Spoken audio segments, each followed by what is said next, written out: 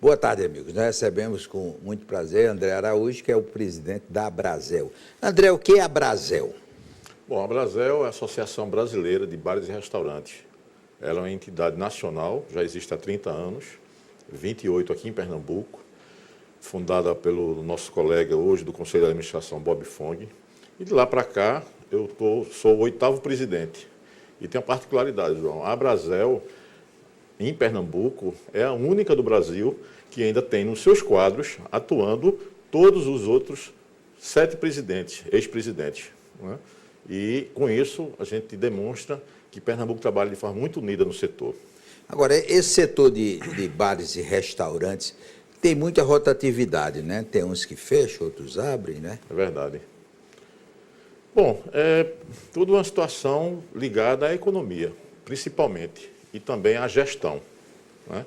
Nós temos um sentimento, uma particularidade que vem na questão da gestão, de pesquisas demonstram já de muitos anos que empresas recém-criadas, elas têm uma maturidade depois de 2, 3 anos. Né? E muitas empresas fecham até antes mesmo de completar um ano. Né?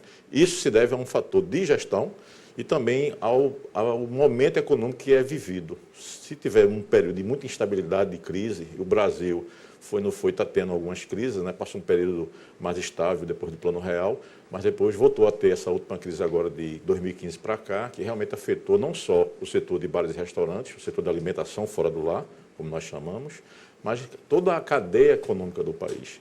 Eu acho que os restaurantes mais antigos do Recife é o Costa Brava, é o Dom Pedro e é o Leite. E o Leite, isso. Né? Mas esses são exceções, né? São exceções porque eles já detêm todo o seu DNA, né?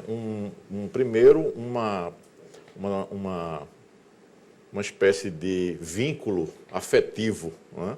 Se você pegar, por exemplo, bem citado o Restaurante Leite, que é o mais antigo do Brasil. 135 anos, né? O mais antigo do Brasil é em funcionamento.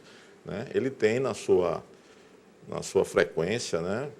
Não somente autoridades e tal, mas assim, muitas pessoas que vêm de fora para conhecer o restaurante, né? Porque ele realmente é um ícone, né? Ele é uma referência do setor, o que nos enche de orgulho de ter essa representatividade aqui em Pernambuco. Né? E o Costa Brava tem uma curiosidade, o Costa Brava tem 42 anos, com os mesmos cozinheiros, os mesmos garçons e os mesmos donos. Né? Exatamente, eles continuam lá. Estive lá recentemente para comer uma paella e estava tudo maravilhoso, como sempre. Mantém a tradição. É uma grande importância, é isso, né? O padrão de qualidade. Eu não vou aceitar o senhor vir para cá com sacanagem, porque eu estou com uma fome danada. Vai falar da paella do Costa Brava, que é maravilhosa, né? Exatamente. Então, a gente vai sair daqui para comer lá. Pronto, né? Aceito o convite. Agora, a maioria dos restaurantes partiram para o cardápio executivo, né?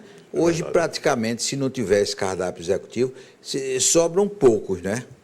É verdade. O que ocorre é o seguinte, nós temos dentro, como estávamos falando, o vínculo com a economia é muito forte. Então, como qualquer empresa, para sobreviver, tem que criar compensações para fazer com que a conta feche no final do mês. Então, com a crise econômica e a perda de poder executivo da população, acabou se criando um vácuo muito grande para se poder atender às necessidades primárias da operação, do negócio. Então, os restaurantes que não tinham no seu serviço o prato executivo, que é uma dinâmica que o sujeito precisa de todos os dias, porque a alimentação fora do lar ela é crescente a cada momento. Haja vista, por exemplo, só para citar, que as pessoas passaram a consumir mais fora do lar para compensar, por exemplo, o custo que teve com o empregado doméstico. Né?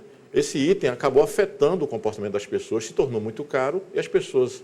Chegou a um ponto que nós temos indicadores e pesquisas atestando isso, que as pessoas passaram a consumir mais fora, que saia mais barato do que consumir dentro do lar, por conta da infraestrutura que era necessário. Além do que, a mobilidade também urbana também afeta esse tipo de consumo. Por quê? Você está no seu trabalho, às vezes é relativamente perto da sua residência, mas em função da mobilidade, as pessoas acabam por optar de almoçar fora. E o prato executivo, ele entra nessa conta. De que forma? Os restaurantes que trabalham à la carte, Eles viram a necessidade de oferecer um produto e um serviço mais adequado, mantendo o mesmo padrão, e até para cobrir essa diferença que a conta não fechava antes. Então, restaurantes que não tinham essa tradição passaram a trabalhar durante a semana com o prato executivo, mantendo o seu cardápio original, que é uma forma também de atrair o cliente e atender às suas necessidades. Você falou desse negócio de que é mais barato comer fora, porque com essa reforma que houve aí, em que foi dado direitos justos, né, mas foi dado Claro. direitos trabalhistas às domésticas, muita gente ficou sem condição de ter. Todo mundo tinha uma cozinheira em casa, agora não tem condição, Exatamente. né? Não é? Ficou só com uma pessoa para ir arrumar uma ou duas vezes por semana, mas realmente diminuiu muito o número, né? Quase toda a casa tinha uma cozinheira, né? É verdade. Então, com isso, você exatamente preenche esse vácuo que existia. Primeiro, que era uma necessidade, né? Uma questão de se fazer justiça, uma classe que sempre tanto contribuiu e serviu para a nossa formação, né? Dentro da gastronomia, né? Antigamente, você tinha os cozinheiros nos restaurantes. Hoje são chefes, é a nomenclatura usada atualmente. Mas você acabou de citar os restaurantes tradicionais como o Leite, como o próprio Costa Brava, que mantém seus cozinheiros, sua equipe, né? Mantendo aquele mesmo padrão, sem houver nenhuma alteração no que diz de respeito à oferta da gastronomia. E a oferta da gastronomia pernambucana é extremamente rica, né? Nós temos um acervo gastronômico bastante sustentável e criativo e com grandes escolas, né? Haja vista a quantidade de cursos de gastronomia que cresceram. Começou somente na Universidade Rural e depois hoje universidades particulares trabalham, inclusive são parceiras nossas, né? Nós nos preocupamos muito com a qualificação profissional, porque isso aí, a qualificação profissional, ela cria e profissionaliza o gestor, que era uma das grandes falhas desse alicerce de estruturação das empresas, né? Porque antigamente só se formava nessa área de gastronomia os garçons do Senac. Garçom não, garçom cozinheiro, né? O César Santos, por exemplo, foi aluno do Senac, né? Nosso conselheiro. Então, há dificuldade na formação dos garçons, por exemplo? Olha, não somente garçons, então, como você bem colocou, nós temos também um trabalho que vai do serviço ao vinho, a segurança alimentar, que é outro item importantíssimo, né? E não só pega as pequenas e médias empresas, mas você pega desde o autônomo, né, até o restaurante 5 estrelas, mas e fazemos parcerias com o Sebrae, o Senac, o FEComércio, e tem várias entidades, universidades particulares, né? Nós usamos o laboratório da cozinha para promover festival, para fazer lançamento de produtos, para qualificar. Então, tudo isso forma essa cadeia que ela acaba refletindo em quase toda a economia, né? E puxa isso para cima, porque ela, às vezes, encanta muito as pessoas que estão em formação e optam aquilo como sua escolha profissional, né? Então, você vê hoje programas que são lançados aí, tipo o MasterChef, que é da Band, e, inclusive, isso aí acaba por atrair e encantar os jovens que buscam nisso o talento que, às vezes, conhece dentro de casa, através até da sua empregada doméstica que houve na época, e isso aí acaba abrindo uma quantidade enorme até de negócios, como programas de TV, acesso a plataformas digitais, startups, livros, programas de TV e por aí vai. Porque esse segmento de bares e restaurantes é um grande gerador de emprego, né? É verdade. Inclusive, nós temos... Inclusive para mão de obra não qualificada, quer dizer, que não tenha estudado muito, né? Exatamente. Abre a oportunidade até por conta disso, né? Eu acho que ela está dentro da formação cultural do povo brasileiro, né? Então, a questão de nós temos um país rico em recursos naturais, em oferta, tanto de proteína quanto de vegetais, leguminosos, acaba por criar um ambiente favorável a esse tipo de atividade, né? Além da doçaria riquíssima. Doce, né? Aqui em Pernambuco, os engenhos, né? O que a gente repercutiu em termos de oferta, né? Cachaça, né? Vinho agora, e mais recentemente a cerveja, né? A cerveja artesanal pernambucana tem crescido muito. Depois do intervalo, nós vamos continuar conversando com o André Araújo sobre a Abrazel.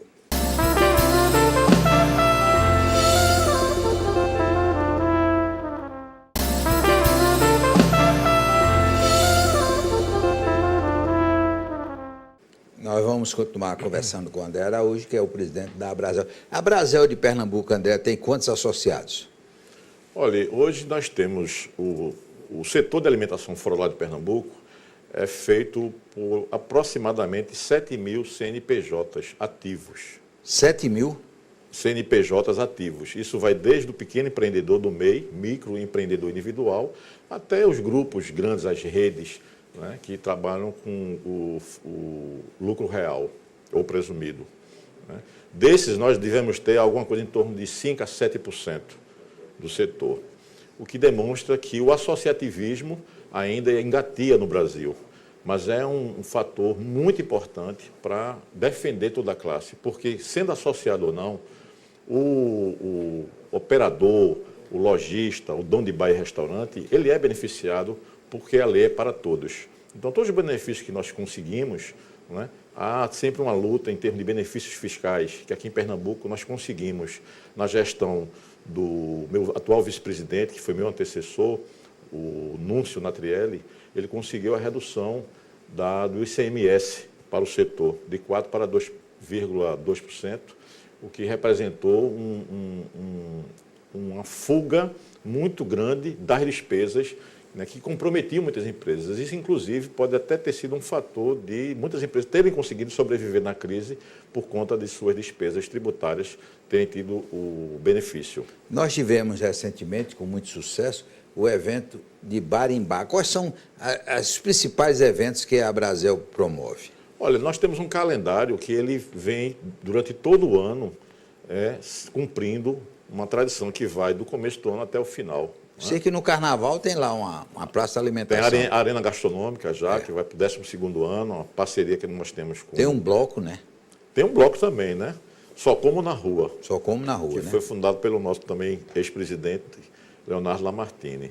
E o bloco, ele sai exatamente da inauguração da Arena Gastronômica, né, que é um padrão de excelência, foi criado aqui em Pernambuco. Ele tem um formato de sanfona, né, que fica ali na Rua do Observatório, tem 60 metros de comprimento, por 10 de largura.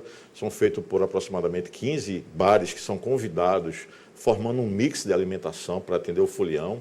Ele fica num ponto estratégico na Rua do Observatório, porque você vindo pelo Cais do Apolo, você pode deixar seu veículo com segurança no estacionamento da Prefeitura, no Tribunal de Justiça, e uma van faz um circular, pegando as pessoas e deixando na entrada da Arena Gastronômica, a pessoa passa por dentro da Arena Gastronômica para chegar na Praça do Arsenal, que também tem um mix da Prefeitura do Recife com vários serviços, né, de artesanato, de venda de camiseta, de caixa eletrônico, com segurança. E tudo isso acaba criando um valor agregado para a Arena Gastronômica. E outros eventos durante o ano? Não, a gente pode ir passando pelo Carnaval, a gente tem a FENEARTE, também no meio do ano, que também administramos já há vários anos, a Praça da Alimentação. Passa por ela, nós temos agora a HFN, que é a primeira feira de hospedagem e alimentação, a parceria da Abrazel, da BIH e da Insight Feiras e Negócios, que juntas fizeram a primeira grande feira de alimentação fora do lado do Nordeste, para atender não somente quem saía do Nordeste para ter novidades do setor, teria que ir para São Paulo, onde continua sendo o grande centro das feiras grandes do país, mas que aqui nós nos ressentíamos disso. Então, essa feira foi feita para dar credibilidade e legitimidade, feita pela Abrazel, a BIH, que é a indústria hoteleira, e a Insight. Com isso, a gente conseguiu atender. Nós abrimos 120 expositores, acabamos fechando com 146, metade do pavilhão do Centro de Convenções, 10 mil metros quadrados, 11 mil visitantes. E para o ano vai ser o espaço todo, né? Eu espero, viu? Espero que a gente consiga atingir essa meta, né? Mas a gente já está bastante satisfeito, porque também tivemos apoio institucional do governo, da prefeitura, isso é muito importante. A gente não consegue, como empresário, somente com esforço isolado, fazer esse trabalho.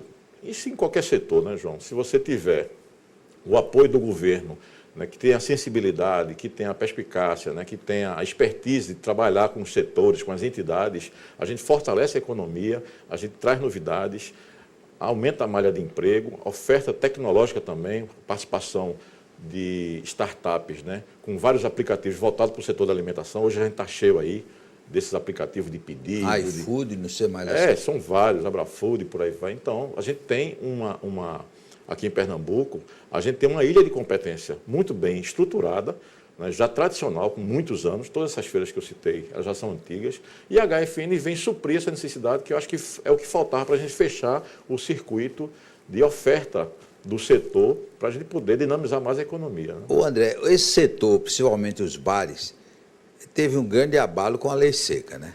É verdade. Mas agora com o Uber também ficou mais fácil, né? Foi um alto e baixo, né, ao mesmo tempo. Mas quem viveu baixo, como todos nós vivemos, né, quem tem vários anos no setor, acaba sentindo e percebendo as diferenças.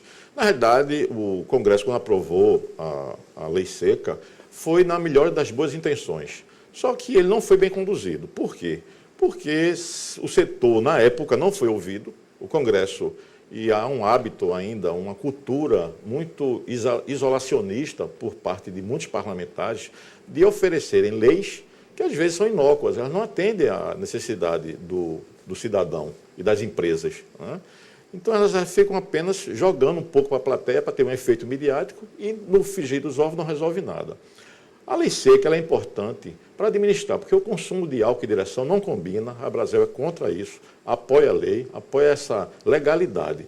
Agora, o exagero, o dosímetro que foi dado, passou um pouco do limite, porque quando se percebe em outros países avançados, como nos Estados Unidos e os países da Europa, eles trabalham com uma determinação mínima que não afeta a coordenação motora do motorista. Né? E o que ocorreu uma aqui... taça de vinho, uma cerveja... uma taça, um brinde. Então, as pessoas ficaram extremamente preocupadas com isso. Isso, de certa forma, com esse acirramento, acabou prejudicando muito o nosso setor, o que prejudica até hoje. Então, nós tivemos uma queda muito grande, isso acabou gerando desemprego, né? E o fechamento de vários. Muitos bares tradicionais não tiveram condições de sustentar e houve uma mudança de comportamento, que a lei seca ela veio para atender esse controle do hábito de beber e dirigir, que ela conseguiu, de certa forma, algum sucesso, mas, ao mesmo tempo, mudou o comportamento da pessoa. Por exemplo, quem morava na Zona Norte e gostava de ir para a praia, perdeu o lazer, perdeu também o comerciante, o empresário, o lojista. Não, porque agora... teve uma briga na eleição de quem era Bolsonaro, contra Bolsonaro, agora é Zona Norte e Zona Sul. O pessoal da Zona Norte, os melhores restaurantes estão aqui na Zona Norte, o pessoal do Sul, mas Zona Norte não tem hotel. E o pessoal da Zona Norte não quer atravessar o viaduto, a Zona Sul não quer atravessar o viaduto para voltar, né? Ficou duas áreas, até porque a Zona Norte, que praticamente não tinha nada, hoje tem uma rede de restaurante comparável com a da Zona Sul, né? É verdade. E esse crescimento ele se deu exatamente quando a lei seca, que a lei tem que pegar, né? Então a lei seca pegou, a partir de 2012, se não me engano, e ela acabou de tal forma que as pessoas não tinham condições de fazer exatamente esse trajeto em função disso, e acabou criando necessidade, porque a partir do momento que você deixa um contingente de pessoas ilhadas, vamos assim dizer, sem poder migrar de uma região para outra, as necessidades continuam. Então, muitas operações, diga-se de passagem, de até 10 funcionários, porque muitas foram empresas familiares, e até por necessidade empurrada pela crise econômica, a alternativa era, com criatividade, você abrir os bistrôs. Então, surgiu muito pequenos bistrôs, que inclusive cresceram, abriram outra unidade, e com aquele serviço mais artesanal. Isso é uma faceta do que a gente chama custo de oportunidade. Né? O mercado ele acabou tolhendo um serviço que existia e acabou por oferecer um outro, que é o serviço dos bistrôs, que atende, que qualifica, que forma, que gera emprego, gera renda e benefícios para todos. Porque uma campanha que não colou muito foi o tal do amigo da vez. Porque ninguém quer ser o amigo da vez, né? Porque o brasileiro é muito ciumento com o carro. Vai num grupo, todo mundo bebendo, e ficar lá, o cara que gosta de beber e não beber é complicado, né? Porque é por isso que é amigo da vez, né? Você tem que ser muito amigo, né? Para poder concordar. Tem que ser muito amigo, né? Então, o que acontece? Você acaba tendo você encontrou uma saída, foi uma coisa inteligente isso deve ser feito até hoje, né? Aconselho, é claro, e o correto é isso mesmo, é você, se beber, não dirija. Até porque tem alternativas hoje à sua mão, no celular, para você não infringir a lei. Depois do intervalo, nós vamos continuar conversando com o André Araújo, que é o presidente da Abrazel de Pernambuco.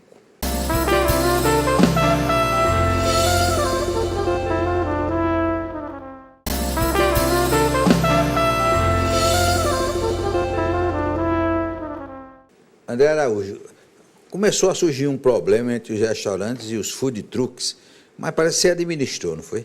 Foi. Nós fizemos um trabalho preventivo, né, baseado nas nossas viagens, junto às reuniões que são trimestrais no Brasil inteiro, onde todos os presidentes vão para essas reuniões, já são programadas. Eu vim recentemente agora de Goiânia, Goiás, e nesses encontros nós estabelecemos e nós temos uma percepção nacional de como funciona o setor. Então, eu falo com a presidente do Amazonas, com a presidente do Rio Grande do Sul, com o presidente de Goiás, de São Paulo, enfim. Há uma troca de informações e elas são extremamente importantes para a gente definir o quadro nacional. E no Brasil, para minha surpresa também, né, quando eu assumi há 2 anos e meio atrás, eu comecei a ver muita identidade, muita similaridade entre os presidentes com seus depoimentos sobre a situação dos bares e restaurantes em cada capital ou no seu estado. E o que a gente percebe é que o food truck surgiu fruto de uma crise que acabou acirrando, porque a gente já teve esse fenômeno aqui em Recife, que eram os antigos trailers de lanche, que ficavam espalhados pela Avenida Boa Viagem, não sei se você lembra, né? Na década de 80, final da década de 80, e houve esse resgate, impulsionado pela necessidade das famílias, dos jovens empreendedores, de abrir seu próprio negócio, né? E acabarem fazendo essa oferta. Em Pernambuco, já vendo que haveria um crescimento estrondoso, porque coincidiu com o fechamento das obras de swap, muitos funcionários foram demitidos, muitos pegaram suas rescisões e investiram no negócio. E muita gente pensa no primeiro negócio, o bar ou o restaurante. Isso é comum, faz parte da nossa cultura, talvez por conta dessa tradição gastronômica que a gente tenha.